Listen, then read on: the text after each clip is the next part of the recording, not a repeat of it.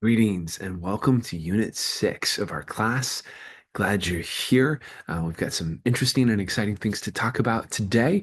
I always have to stop myself from saying good morning because I'm often recording these pretty early, but you could be watching this at any time. So, welcome, whatever time you're listening to this. Glad you're here. So today we've moved on past the readings that we've been doing up to this point. We finished those last week. Now we're moving to the Allison and Kay book on strategic planning for nonprofits. So this is almost a new kind of section of the class, if you think of it that way. We've been focusing a little bit on some of the basics of fundraising, some of the other topics that this class covers, but now we're really looking at the strategic planning component. And that's what this Allison and Kay book does for us in a really helpful way. I like this book because it is very practical and it lays steps out in a way that's straightforward, that can be easy to get your mind around. I mean, there's a lot here, so it's not necessarily easy, but um, it is clear. And I think that's really helpful when we start talking about strategic planning. Not that there's just one way of doing it, and the authors are good at kind of admitting that there's not just one way of doing strategic planning, but here is a way, and here's a set of tools to help you do that. And some of this may be very relevant to where you're at right now. You may be in a nonprofit organization at the moment that needs some strategic planning. Maybe this is a nonprofit that you volunteer for, so you might not be at the center of the process, but you can have the knowledge and understand what's going on. Or maybe you are at the center of the process. You work in the nonprofit. Maybe it's a nonprofit that you started or something like that. Those are all um, really relevant for this. This is applicable for large scale nonprofits as well as much smaller ones. Uh, the idea of strategic planning is that you're pulling together all of these different pieces of who and what the organization is, what it does, and you're helping to bring some intentionality as to the direction you're going.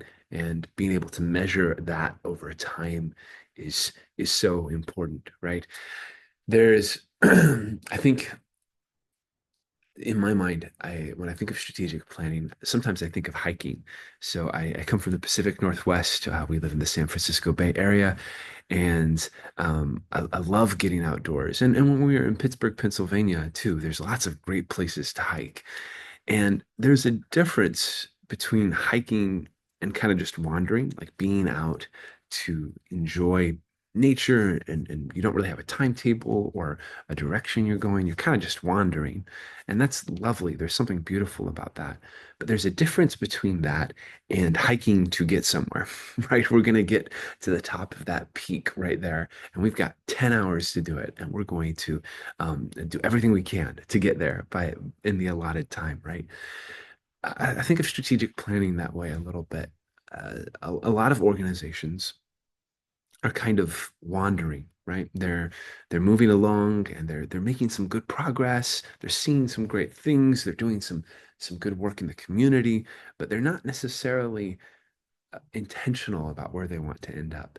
And what a strategic plan does is it changes the nature of the hike, so to speak. It goes from being wandering to being something that has a clear set of goals and a clear set of desired outcomes and something to measure your progress against.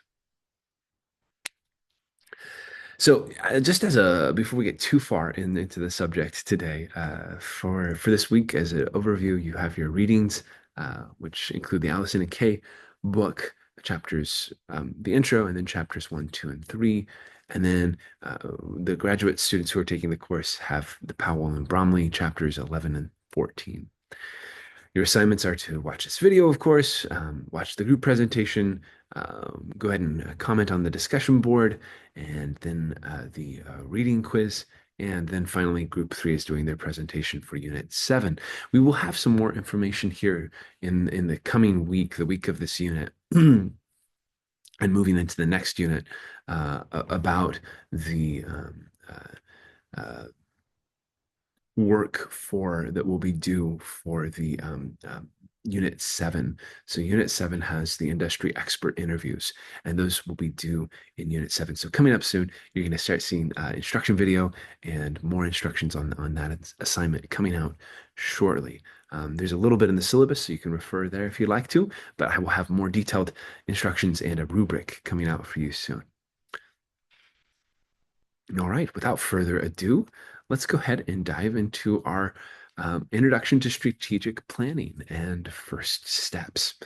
What I'd like to do, so I am borrowing the handy graph from the book as well as I've got my notes here. Let's talk a little bit on setup here in the intro, and then we're going to do a little bit of a deeper dive as well. Today, I'm really focusing my lecture on the introduction because it provides a really good set of coordinates and it allows us to kind of understand strategic planning a little more holistically. So, focusing there, and yeah, excited to hear your thoughts on the discussion boards, both about the intro, but then about chapters 1, 2, and 3. Okay, so when we look at strategic planning, there are two critical outcomes that are often the goal that we're aiming for when we're doing strategic planning. And it has to do with clear decisions about purpose and then the strategy and commitment to those decisions, right? So the first kind of set of outcomes has to do with clear decisions about purpose, and then you have strategy and commitment to those decisions. So, what is our purpose? Who are we? What are we aiming for? And then, how do we get there? Right. So, if we're summing it up in two questions, what is our purpose? How do we get there? What is our purpose? How do we get there? I am right now. I reference it a lot because I'm in the middle of it right now. But the organization I'm a part of now, as the director of marketing and communications, we recently went through a strategic planning process. We came to the end of our old strategic plan. I think it was a must have been a 5-year strategic plan. I think it was 2018 through 2023, and uh, it was phasing out right as I was joining the organization back in the fall of 23.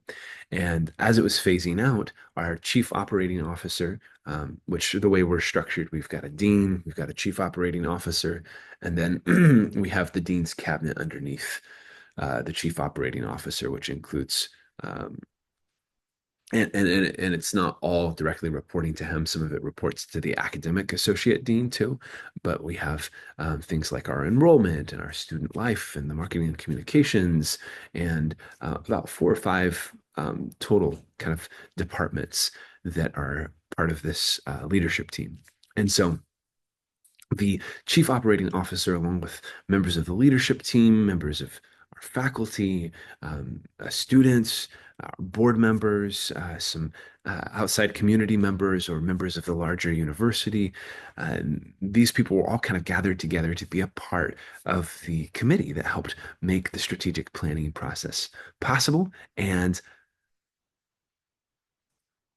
they came together and began planning about, I think it was about a year, maybe even a year and a half out from the strategic plan ending. And it was it was a challenging time to be doing a strategic plan. So this is actually something that the authors don't recommend doing a strategic plan when things are challenging or hard. And they were in the strategic planning process right in the middle of some pretty big upheaval before I got there. The school's previous dean had unexpectedly passed away and led to a big vacuum in where the school was going and how it was getting there. But uh, this committee, along with the leadership of the COO, the chief operating officer, were able to continue to go through the process, which had started under the previous dean, and then kind of adjust it to align with the vision and the direction that the new dean was bringing. And that's a lift, and hopefully you don't ever have to go through that. That was a big process. But my role in the strategic planning process, I got to be in on the final kind of vetting process as we were pulling together our communications about the plan, the big planning document that communicated the strategic plan, about a 30-page document that we formatted, that we edited, that we boiled down, and that we tested against multiple audiences, getting feedback, incorporating it. It was a really neat process to be a part of. And now we're in the place where we're operationalizing it, right? I'm taking my sections of the plan. There are, the way we have it organized has to do with, it's like a three-tier structure. So there's initiatives, uh, goals, and then another subdivision under that.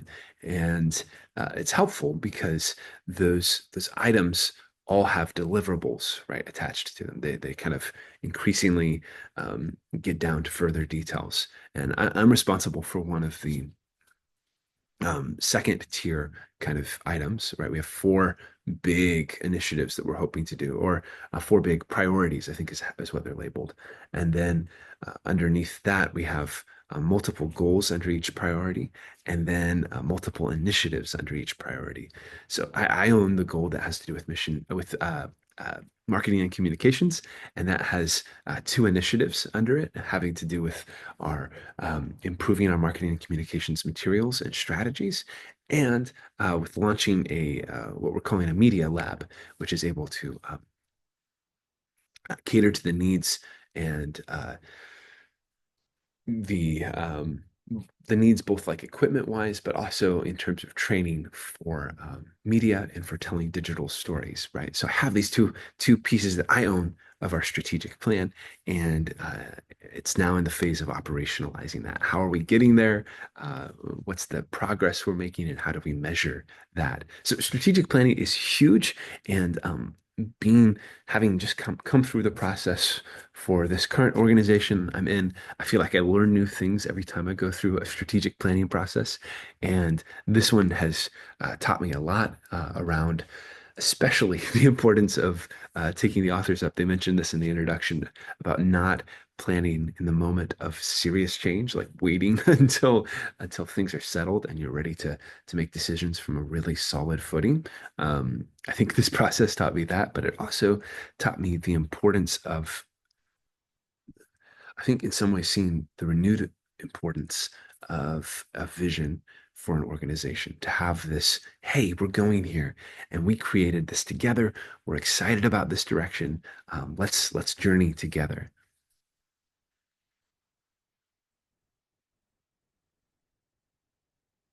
Okay. So again, strategic planning, what does it do? It's helping organizations answer these two questions and kind of getting these two outcomes. So um, what is our purpose and how do we get there? What is our purpose? How do we get there? It's a process that is designed to help leaders be intentional rather than reactive. When you're, if you go back to our analogy about kind of wandering versus having a direction you're going, when you're wandering, you're always forced to react to situations as they arise. There's not really the ability to do the preparation, planning that's needed to be able to really um, handle emergent situations, whether they're emergencies, but also just things that might be unexpected. It's hard to handle those from a place of confidence because there isn't a structure supporting your direction, right? So strategic planning is meant to help create that structure so that you can be intentional rather than reactive, which helps in managing an organization, right? This was the definition that the authors used for what strategic planning is. They define it as a systematic process through which an organization agrees on and builds key stakeholder commitment to priorities that are essential to its mission and responsive to the organizational environment. Strategic planning guides the acquisition and the allocation of resources to achieve these priorities. Let's unpack that just a little bit here. So, First, this idea of um, building key stakeholder commitment. Um, this is really interesting. One of the key pieces of a strategic plan is that not only is it a document that's telling us where it's going, but it's a process that's designed to help us figure that out in the first place and to do it through consensus, to do it through a process that builds buy-in along the way, right? It's not just saying, here we're going and you can like it or leave it, right? But it's saying, where should we go? It's starting with that question. Where are we at now? And it's getting a bunch of different feedback. And that process itself is incredibly important. It has to do with the composition of your committee that's helping create the strategic plan. It has to do with the feedback that you're getting. What kinds of input are you soliciting in the process, right? This can involve quantitative and qualitative feedback, whether it's surveys or dedicated interviews or kind of group kind of thinking sessions, brainstorming sessions.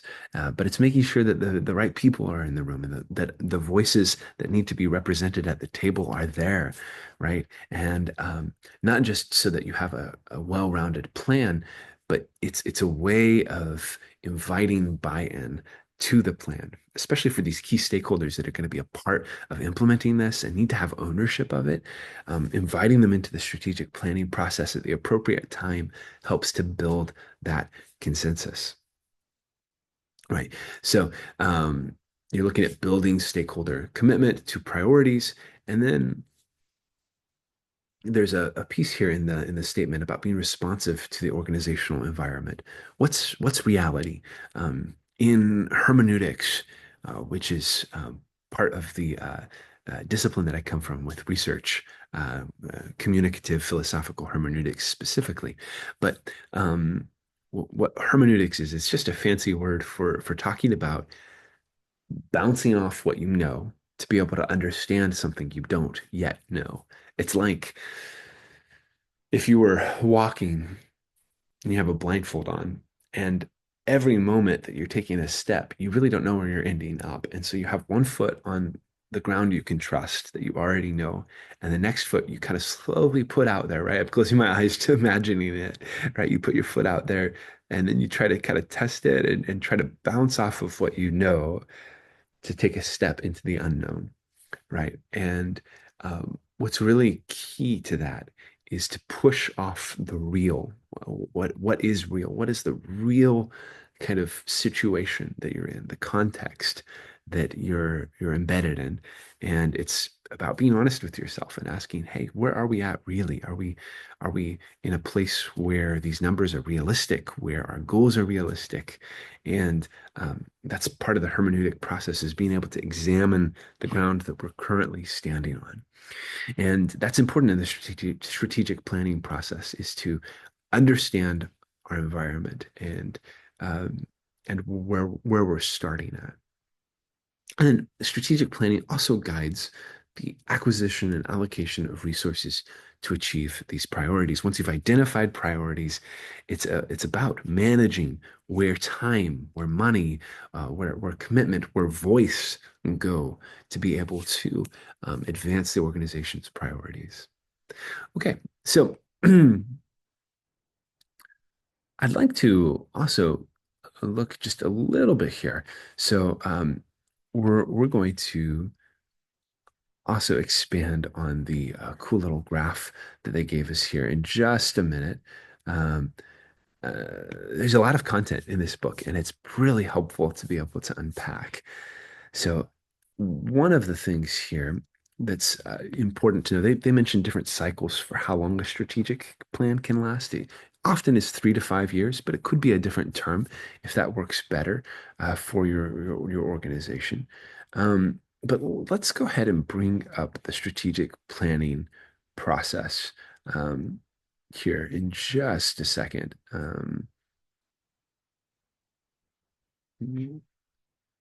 Okay.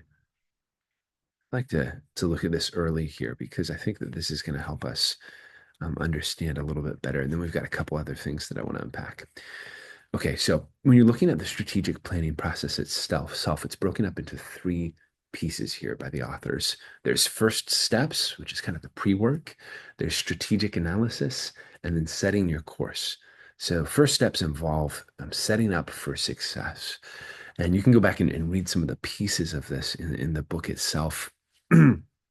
But this has to do with the many different considerations that could be taking place here as you're getting ready to do your strategic plan and you're getting ready to plan, understanding where you're at in the process, starting to engage with those stakeholders, like we talked about, who are the people that need to have a voice on the committee, but also moving forward in the implementation process too, looking at the difference between your mission, your vision, and your values. What is it the organization is doing? What do you care about? Who are you in the world? And then what do you hold core to your identity as an organization? Having those things in place and understanding them before engaging in the actual writing of the plan or gathering of the information is really important. When we get to the strategic analysis phase, there's an environmental scan, which is a really key piece of looking at organizations. And this is done in for-profit and business and kind of nonprofit settings. Environmental scans are incredibly important. And there's a lot of different tools that you can use to do that, whether it's a SWOT analysis or another kind of scan. The key is being able to understand what is our situation right now in relation to competition? What's our financial position? What kind of staffing challenges might we have? Where do we see areas for growth or opportunity? What are some of the threats we're facing right now? Right? Lots of questions that come up in an environmental scan. So then looking at theory of change, what is our logic for making changes and for doing what we're doing, for implementing what we're doing? What is our program portfolio? When we look at the kind of impact we're making on the ground, how are we doing it, right? What is our business model? How do we make money and stay solvent? Are we heavily reliant on donations? Do we have a kind of a money making arm of the nonprofit, right? There's lots of questions that go into that. What is our organizational capacity? Do we even have the ability to do some of these things that we want to do? What do we have to work with is the big question there. And then leadership. What's the team that's in place to help implement these things? And that includes staff, but it also includes your board and other key partners potentially. And then finally, setting your course, right? After all this pre-work is done, you write the document, the strategic plan. This is towards the end of the process, right? You're writing the actual plan, and that can be done as a committee. It can be done with an outside consultant. It can be the executive director or the chief operating officer writing that. And then finally, using your plan successfully. What are the metrics that you have to be able to measure your progress along the strategic plan? Who is responsible for particular outcomes or goals in the plan, right? I was mentioning earlier how I own one of our goals, which includes two initiatives. And I have there's a reporting structure that I have to be aware of and that I have to contribute to every quarter or so. And it's important to be able to measure that along the way. That gives you a little bit of a picture, and they're going to unpack these in much more detail as we get into all of the chapters. But I think that kind of helps to have an idea of what the strategic planning process looks like. There are some cautions that the authors give us of what strategic planning is not. So, strategic planning does not predict the future. That can't be fully controlled. There are some things that happen that are unexpected, and a strategic plan does not predict the future. But what it does do is it builds resiliency into an organization. It helps an organization be able to better encounter the unexpected when it shows up. Back to our hiking analogy, if you are not just wandering, but you're planning for a long hike and you've done the work beforehand that's necessary for that. You've packed water, maybe you've brought some basic medical supplies, you have some food. And if something unexpected happens on the trail, I'd much rather be in that position where I have some of the necessities to be able to treat an injury or be able to get lost and have some food and water than to kind of just show up wandering in the wilderness. So, it doesn't predict the future, but it does set the ground for some resiliency. Another thing that strategic planning is not is that it's not a substitute for the ongoing judgment of leadership. This is especially important because, again, we live in dynamic environments where we have to adjust and course correct at times. There will be moments where the strategic plan maybe lays out some specific initiatives, especially right that third tier that I was talking about earlier, that may have to change. Right, the environment has changed. That program no longer makes sense. Uh, there's no longer the funding for it. Staffing changes, and so there has to be a reorganization of who is owning what. In all of this, the judgment and decision making of leadership is really important because they're going to be able to tailor the response to what the needs are. But the key is that leadership should bring back, even if they have to deviate from the strategic plan, it's still kind of our guiding light, right? It's keeping us on the right course. And when we make a change, we try to incorporate it back into the context and the framework of the strategic plan. Another thing strategic planning is not, it's not a math problem. It's not an equation. There is no right answer. There are a lot of ways of doing this. And what's really key is understanding what works best for your organization. And that's discovered in the doing of all of this. Finally, although strategic planning is structured and systematic, it's not completely linear. It can be messy and it jumps around, right? Although on paper you have these neat priorities and goals and initiatives, and they just look great when you go down the document. uh, Progression doesn't always happen at the same pace. It doesn't go one, two, three, four, and then you're done. You're gonna have setbacks, and you're gonna have moments where you have to go back, and it feels like take a step backward and then two steps forward, and that's part of the process. It's not linear, and so don't get discouraged when that happens, but keep pressing forward at the different goals of the plan. And another thing I'll say is that it's often all happening at once. It's not progressed. Well, we finished this level. Now we're at this level. All of these things are often being pushed at a little bit at a time across the organization. Right. So some keys to this. Um,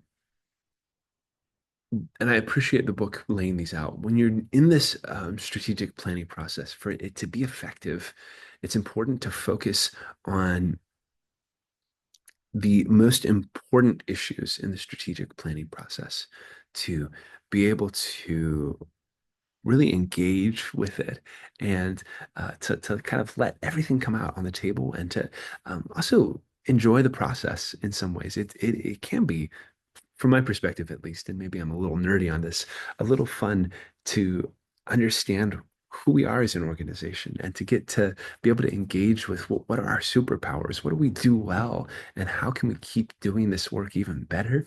That's pretty cool in some ways. Don't let yourself avoid difficult or sensitive topics. The strategic planning process is meant to bring everything out of the closet and put it on the table. And it's important to not skip over things that might be challenging, right? Another thing is that this process needs to lead to the production of a document. If you go through the whole process and you don't end up with a document, that's a problem. It's a great process, but you need something at the end of this that's going to guide your future work. And then finally, the strategic plan needs to not just be floating out there somewhere in the ether. It has to actually be rooted back in your annual work plans and your budget, right? So when you're looking at your departments, kind of depending on how your organization is structured, it needs to line up with how each department is approaching their work. So for me, after we finished the strategic plan, I then created a document for our marketing and communications unit, which I'm in charge of, and it was our plan that then tied back to the strategic plan, right? And so you have to make sure that those are all happening as well. So each unit needs to tie back into the strategic plan, and overall the budget has to be connected to the strategic plan. All right. So when we look at all these different pieces, it could be a little bit overwhelming as you start to stand kind of at the beginning of this process. But that's part of why we're planning, is because it takes each piece of this and kind of cuts it up into bite-sized chunks. It allows us to tackle each part of the planning process, the strategic planning process, one bit at a time. And maybe this is relevant to you right now at the moment. And if so, wonderful. Please take what you're getting here and apply it as appropriate. Maybe it's not quite relevant yet, but regardless, this is one of my favorite parts about this class because I think it gives you really practical tools for being able to lead a strategic planning process, but also to be a part of one, to understand how it works and why it's vital for an organization's life, and how you can do it in such a way that gives you the best possibilities for success and for positive outcomes in the process. Thank you for this conversation. Looking forward to the discussion boards, and please reach out if you have any questions. Take care and see you next unit.